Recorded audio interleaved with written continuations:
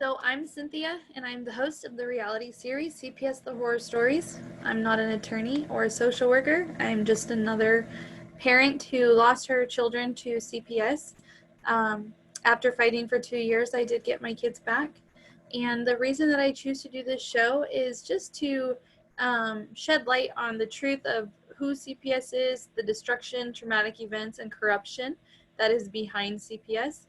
And I don't believe that it is about protecting children anymore. Instead, I believe it's about the dollar amount that is stamped on each of their heads. So, It's true. yeah. Doris, can you introduce yourself? Tell me where you're from and just about you. My name is Doris Rose. I'm from Paso Robles, California. And I have a son as a daughter. And she was taken to me illegally by CPS. It all started when the mother ended up being pregnant, and she couldn't handle 2 children, so she asked the paternal and maternal grandparents to help take care of the granddaughter that we had. So we shared her, and we would both take turns taking care of her, visiting with her. And only every other weekend, the mother would have her visit time, and only on the weekends. So 2 days she would have her, and then I would pick her up. So we lived in California. Then we moved to Las Vegas with her. And yes, it was known by both parents where we were at all times and how the baby was doing. So we thought everything was okay. Well, the mother ended up in Kalinga with another gentleman. So we didn't know anything about him. We just knew we visited every other weekend. And we would leave her and then pick her up. Well, on one of the last visits, we were coming back to Paso Robles, and lo and behold, I get a call, and I have my granddaughter with me and my other grandchildren here in Paso Robles, and I get a call from CPS telling me that they have a warrant out for my granddaughter. And I have no idea, nor do the other grandparents know what are going on. I just get a call after I talk with the social worker about this warrant, and the mother is telling me, don't give the baby to her. Don't give them to her. Run. And I'm like, well, I can't run. You need to tell me what's going on. So they harassed her and the boyfriend for like 3 weeks, 2 weeks that I knew of from everything coming out. So they come to our house where I live, and I was taking care of my grandchildren and my granddaughter. The sheriffs are there, and the sheriffs, I'm telling them, I don't know what's going on. I need help. What am I supposed to do? So in our lifetime, we've never had to deal with CPS, so I have no idea what's supposed to happen. So I'm sitting there waiting. CPS shows up. They give me a warrant. I show it to the sheriffs. The sheriffs explain to me that they are out of their jurisdiction. They're from Kern County. They're not from San Luis County. So they're telling me you don't have to give the baby to them legally, but we can't let you take off with your granddaughter because of the warrant. So I'm totally dumbfounded. I don't know what to do. And I figure since it's CPS and they have a warrant that I had to hand the baby over and everything would come out that the baby was safe. She was never in any harm's way, never sexually assaulted, never molested, never beaten, never malnourished, nothing. Because she's lived with us off and on through her life. How old is she? At that time, they took her when she was 2. How old is she now? She is now going to be 4. Wow. We've been fighting for 2 years, like you. So we get to find out that we have to go and pick up our granddaughter and fight the courts in Fresno County. So we all go over to the first court hearing, and they tell us that they have to postpone it because there's a father missing, which is my son. They never contacted my son of what was happening or tell him. They never did an investigation. This is Fresno County. Never did an investigation, never called any of us. They just harassed the mother and the boyfriend. So we all go to the court, the second court date, and in that court date, the judge tells CPS to release back to us that he had found that it was all a mistake and the baby had fallen through the cracks. We were relieved. We thought we were going to get her. So in that the same breath that judge said that, the social worker said, no, I will not release her. The social worker told the judge no? Told the judge no. And we were all dumbfounded, even the people inside the courtroom. So the judge explained to that social worker, I am not asking you. I am telling you to release this child back to the family because the investigations and other things were never really done. So in the same breath that he said that, somebody, and we still don't know who said it, that this whole case needed to be transferred to Kern County, which is Bakersfield. So in the transfer, she was supposed to come back to us, but never did. So that social worker never listened to the judge. So we transferred everything over to Bakersfield, fought to get her back there. They tried to take my son's parental rights as they tried to take the mother's parental rights. Well, by this time, the mother went to her attorney, asked the attorney if she could sign papers for us, the paternal, I think that's what we're the father's parents. So she asked to sign the papers so we could get her and get her out of all the mess. And that attorney told her, no, I won't have you sign no papers. So as we're all trying to come out of the courts and from the attorney's rooms that they sit in, the paternal parents came out mad, yelling, screaming. She was crying because she wasn't getting any help. So we all turned around and left trying to figure out how to fight all this. So we go to another court date and they tell us that, and this is in Kern County now in Bakersfield, telling us that we have rights. So we get visitation. My son gets visitation, but they're going to take his rights away from him. So he gets an attorney. He fights. The attorney that he got, excellent gentleman, fought for his rights, kept his rights. We were doing visitation, still waiting for Kern County CPS to release her, never did. And in that, I say 3 or 4 months to a whole year, he is doing all of his due diligence of being a father and doing the classes, reunification, everything. So he should still be able to get her or the rights to have her come to us. That never happened. They kept her in there. They, as soon as his attorney retired, social services went after him again. We got an attorney, a woman attorney this time, that knew nothing. I don't know if I can name her or not, but she was the worst attorney he could have ever had. She never talked to him. We told them specifically that my son had a mental problem. He's slow and he doesn't understand a lot of things that they are telling him because they use all these big words. So I asked them to get an attorney that would help him to understand, which was the first one. The second one did nothing but lie to him. We went to court. Are these court-appointed attorneys or hired attorneys?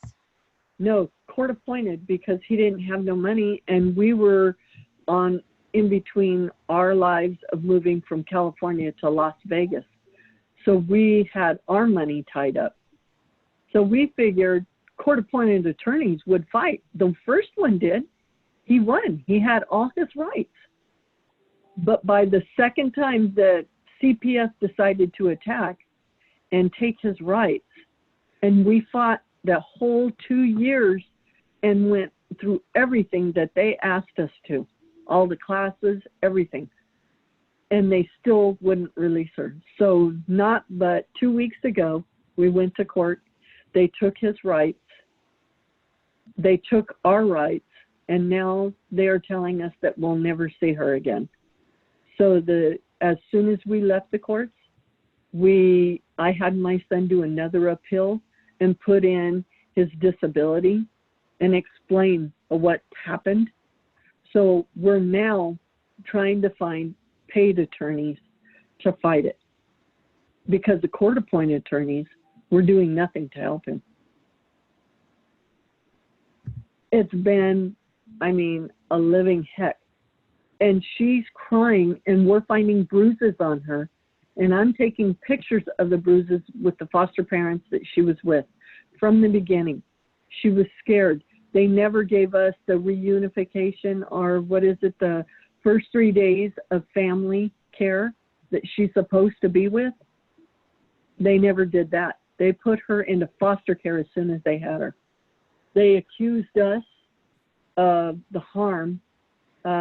We let them know. We had pictures, we had letters, we had videos of Kaylee never being molested, abused, the whole works, but they wouldn't accept any of the documents that we had, nor did the attorney. So now we're at this point to where we're trying to pay an attorney to pick it up, but all the paid attorneys that we're looking for won't take it because it's CPS. Are you looking for an attorney? We have asked 15 attorneys, and they won't from take the whole 2 years, and nobody will fight them. I have an attorney for you who will fight them. I'm ready. Wait. You got my kids back like that. I went from not knowing they tricked me to sign away my parental rights to, as soon as I got him, I went from a year and a half to having supervised visits once a week to unsupervised visits, overnights, weekends, and my kids home. Oh, we would be so blessed, because this is actually the third person that has told us that they had an attorney. And we called the 2 other attorneys that said that they had, they got the help. The 2 attorneys said, no, we can't accept it because we have too many on our plate now. So, it's been one thing after another, just doors closing on us. And we're still fighting. We're not, our last visit was 2 weekends ago, and it was by Zoom. Well, I definitely have somebody to recommend who will fight his ass off for you. We would definitely appreciate it, and we are ready for it. We have all the documents. Oh, and then the appeals attorney that my son had gotten through the state came from Fort Bragg. She had called my son and told my son that she got most of the paperwork through the courts, but the court documents in Fresno, the one from the first courtroom, from the judge that told the CPS worker to release her, those documents are missing. That's what she called and told my son. Those documents are missing, and she has no idea how they're missing and where they're at, and they would not release them. So as an attorney, I didn't understand that. If you knew they were missing, why wasn't it taken all the way to court? So there was a time that my son, you know, he's had his moments when he was younger, and he has a background. That was 15 years ago. So now they're still holding that against him to be a father. You have a father that wants to be a father. He was a father to her when she was born, up until he got in trouble, up until he had to live in Victorville. But they both, as parents, made sure that Kaylee was always in a safe place. And it's weird that they're not letting you and or any other family members. Is she in foster care? She's been in foster care since they took her. That's crazy. They should. So what my attorney will do, he will at least help get her out of foster care and placed with you, or you know, whomever. That's all we wanted, was to get her out of foster care and bring her back home, because she was with us from the beginning. My son does understand, because of his background, he might never be able to keep her, but he could visit with her.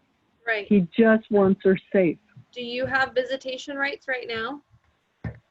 No, as soon as and that was their whole thing, was taking his rights to take our rights, because they know we were still fighting them. So as soon as they had this last court date, they made sure they took his rights. Because in that court hearing, we had no idea that it was their whole thing was to take his rights.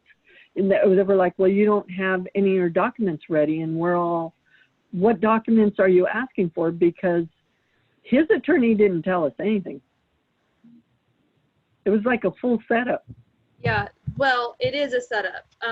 The court-appointed attorneys are chosen by the social workers to work together. That's what we were noticing. We have never, ever had to go through this. Nobody in our family has ever had this happen. And I really wished I would have kept her and never let them have, even given them a chance. I would have never let her go if I knew any of this was happening in the United States, because I've heard of many horror stories going on, even from Texas. Oh, it's everywhere. It's all over the world. It's not just our country. It's everywhere. I've just hit a wall of getting no attorneys that know how to fight. Yep. CPS. Nobody will fight CPS. That's why my attorney that took my case is incredible. Like, he knows what he's doing, and he knows how to fight smart. And I hate saying it like this, but dirty, you know? He knows what's going on. Well, at least I have a chance, hopefully, if I get that information. We are not backing down. I'm still fighting. She does not deserve this. She was never, ever hurt in any way. Is she being abused in any way in foster care that you know of? The pictures that we got from the beginning and the way that she acted from the beginning, I recorded everything. I have the pictures of her bruises. But as soon as I started calling I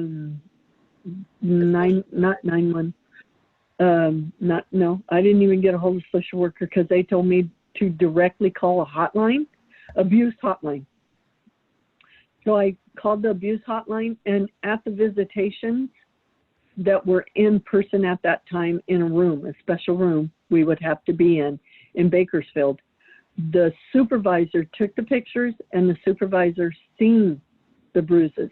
The supervisor talked to her right when we seen everything. I documented, they documented, and nothing ever happened. No, she never was moved to another place. Nope. Yeah, Nope, they my kept it. children were abused, and every time I would point it out, whatever it was, they would always turn it back on me. Yeah, I didn't give them a chance for that, because as soon as she came into the rooms that we were at, I would check her to make sure. That's how diligent I am with my grandchildren. I'm a bear. So every time I seen something, and those visitation people, I'm not even sure who they are, but they sit there and they watch you with your children. Yep. They try and like, what is that word? Make you feel like you're belittled. Yes. Or you're less than right, a parent. like you did something wrong. Yeah. Well, I was strong-headed. I brought her, and we did her birthdays. We did Christmas together in those offices in the rooms. And when you have the children in there, they're not even decorated for children. It's just like a cold, dark room. Yes. 50-year-old furniture. I'm like, how do you treat children like this? So I brought all of her special stuff to make her calm, to know that we still love her, that I'm still going to fight for you. And they'd watch to see how I would talk to her. So they told me there was only certain things I could say to her. Like, they didn't even want me to tell her that I loved her. In their eyes, it would make everything go backwards, so she wouldn't have to have I suppose, a scene or show that she would cry when she would leave us. They were trying to make sure that we were cold. And I'm not a cold person to my grandchildren. I held her, I loved her, and I told her I loved her. They didn't like it, but I don't care. It wasn't about them. It was about my grandchild. I understood. However, the way they do things is they play dirty. You don't listen, they get worse, which it sounds like they did. So you don't get to see her anymore.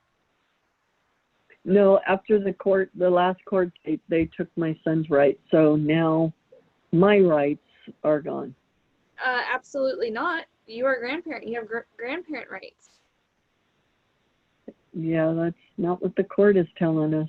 I thought we had grandparents' rights. You do. You have a very good case.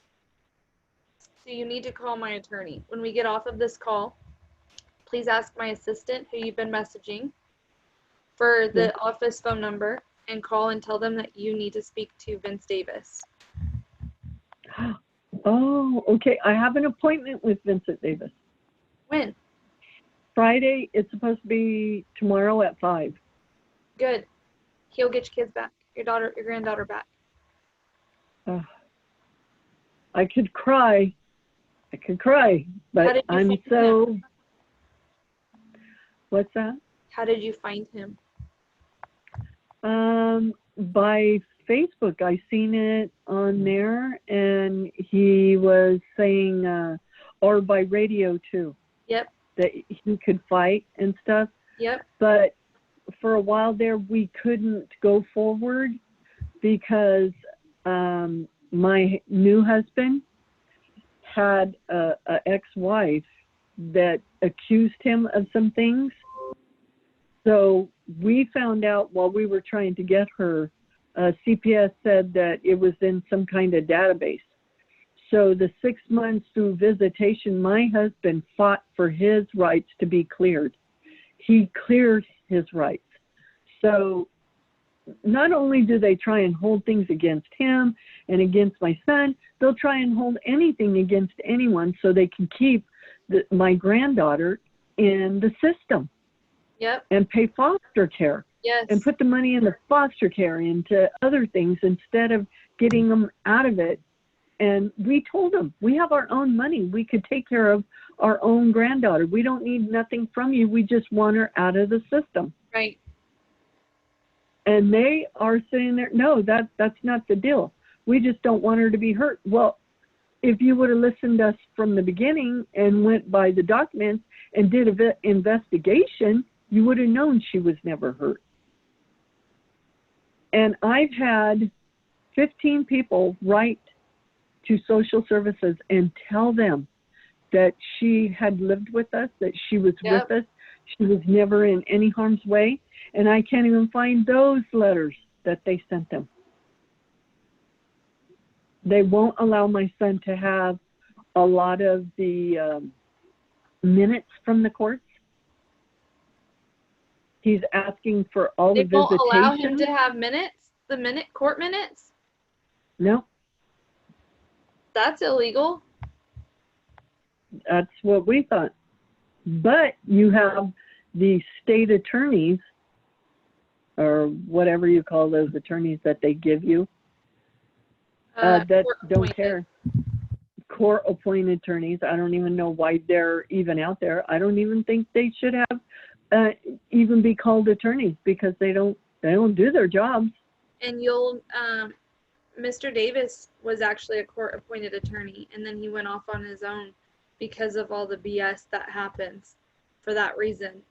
So you will be in very good hands, I promise. We're gonna try. I'll definitely call, but I know I'm supposed to have an appointment Friday at 5. I've tried it before, but there was no answer. But I'll try again. What do you mean, no answer? A secretary answered, and she explained to me that he was busy. Did you have an appointment? Mm-hmm. And okay, ask my assistant for my phone number, and in case you can't get through to him, I'll help you get through. Okay, sounds good. I will try. He's my boss. Oh my goodness. Yes, all we needed to do was clear my husband, and actually, in all of his background, I mean, we're both ex-corrections. We're both, he was a retired military.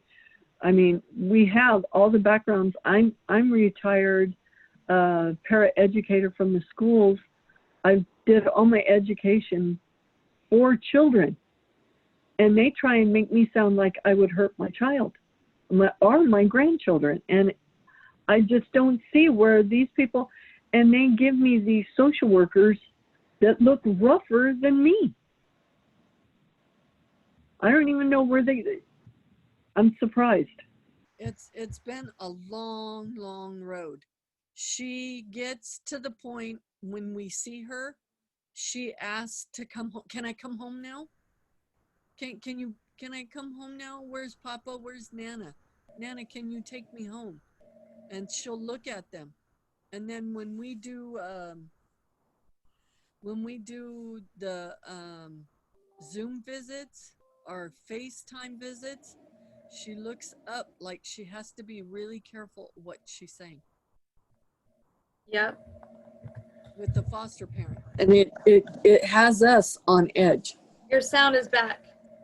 Oh, good. Okay. Just to make sure, because my assistant is working on your case right now, for the office. Your case is in California, right? Yes, it is. What county in is this? Bakersfield. It's now in Bakersfield. Right now we're on the appeals papers. They're coming in. Kern County is trying to fight it to where he can't get his rights back. We received some documents for him to sign. Don't sign anything. Okay. Until Vince sees those papers, because they illegally had me sign away my parental rights behind no clue. That's what they were doing. So don't sign anything. Okay. I have the documents with me. I have everything. I have videos of showing that he was the father. He is the father. He took her for shots.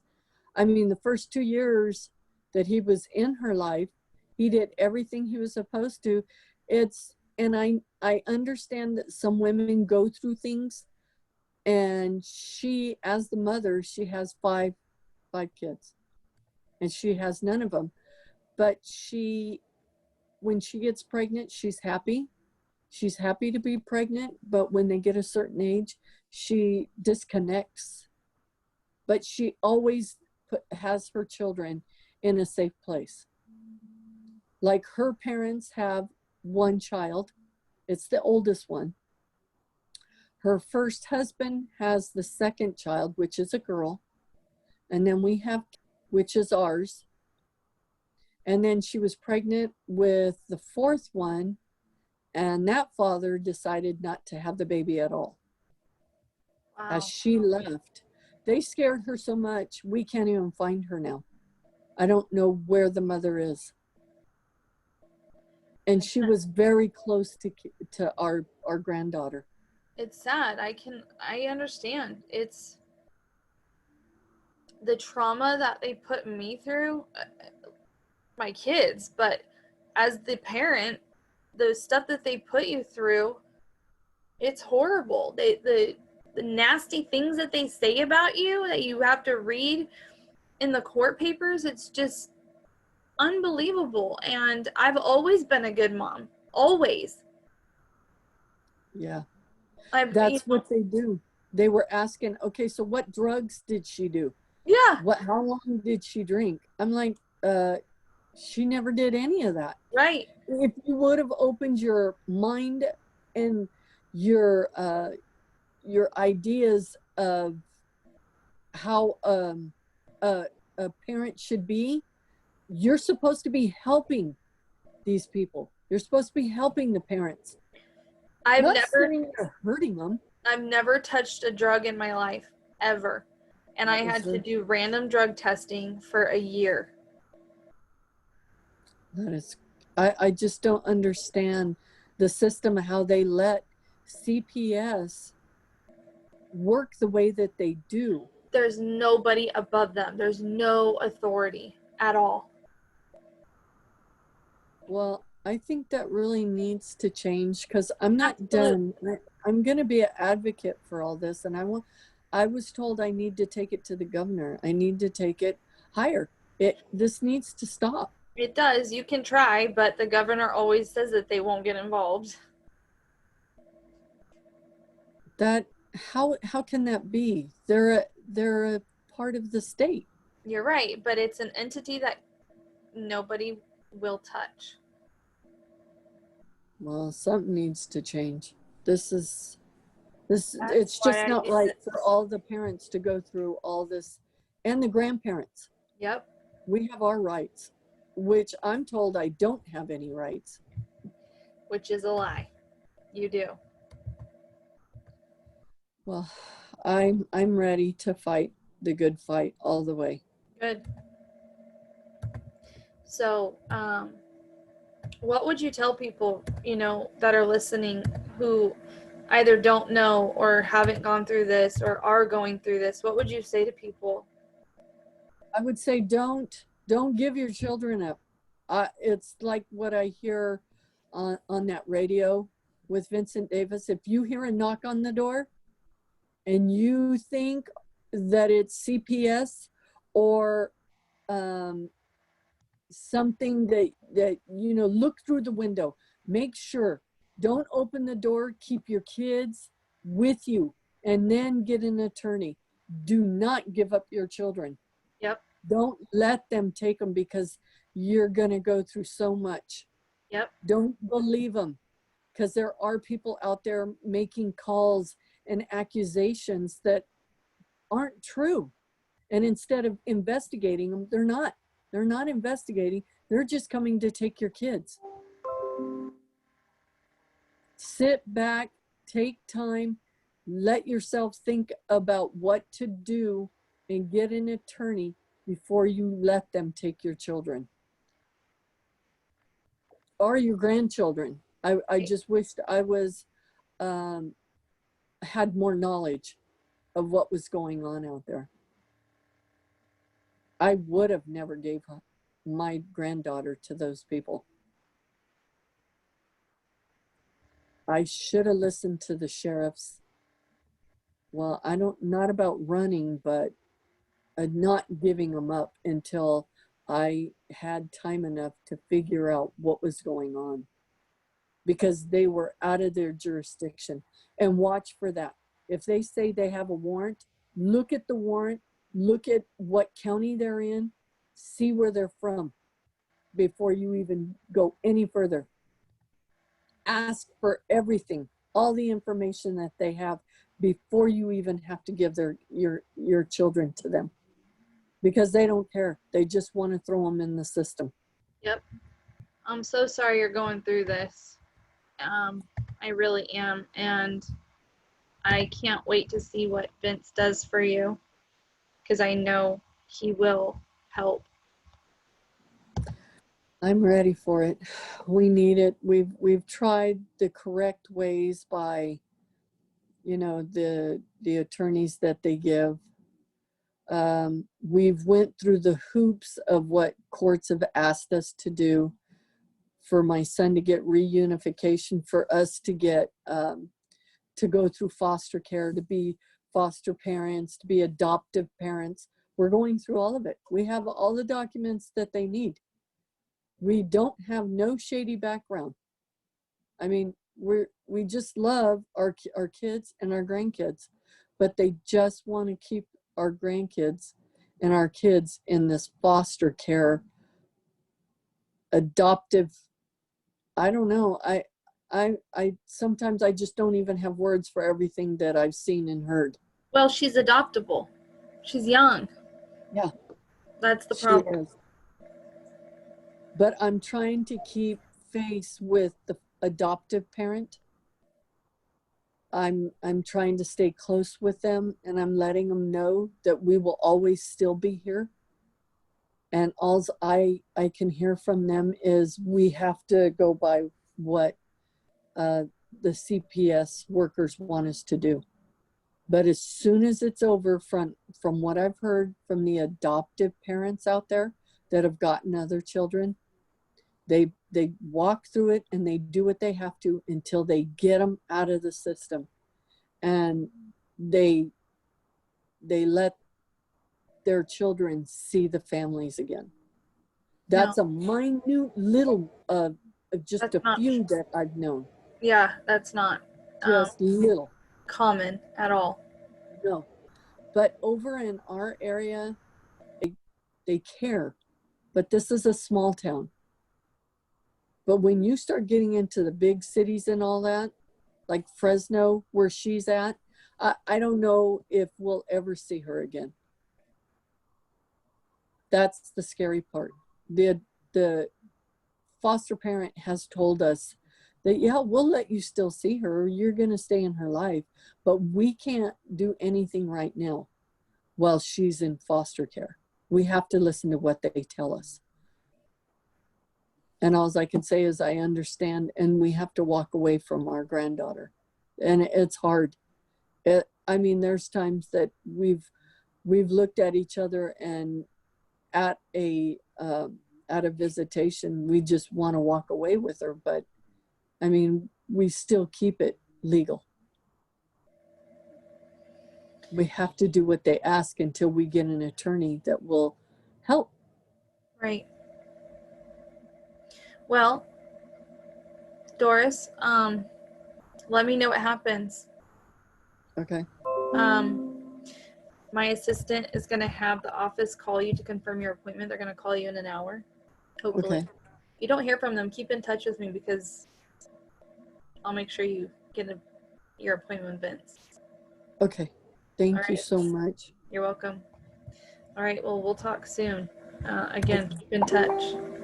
I will.